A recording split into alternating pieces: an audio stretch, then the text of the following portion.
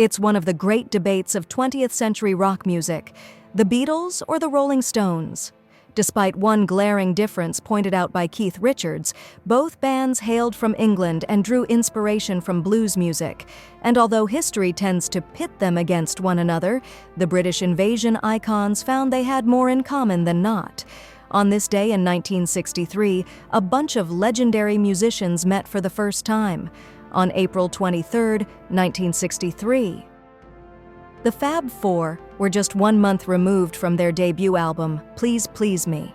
Their paths collided at the Crawdaddy Club when the Beatles attended the Rolling Stones show at the Richmond, Surrey venue. While the Stones were still widely unknown at the time, the boys from Liverpool had heard of them through word of mouth. They became instant fans after seeing them live, with lead guitarist George Harrison suggesting to Decca Records that they should sign the London Rockers, and shortly after passing on the Beatles, Decca did just that. The Stones released the US edition of their self-titled studio debut the next year. Lead vocalist Mick Jagger recalled the moment in 1988 when he inducted the Beatles into the Rock and Roll Hall of Fame. "We were playing a little club in Richmond and I saw right in front of me, there they were, the Fab Four," Jagger said. "The four-headed monster. They never went anywhere alone, and they had on the most beautiful long black leather trench coats. I thought to myself, if I have to learn to write songs to get one of those, I will."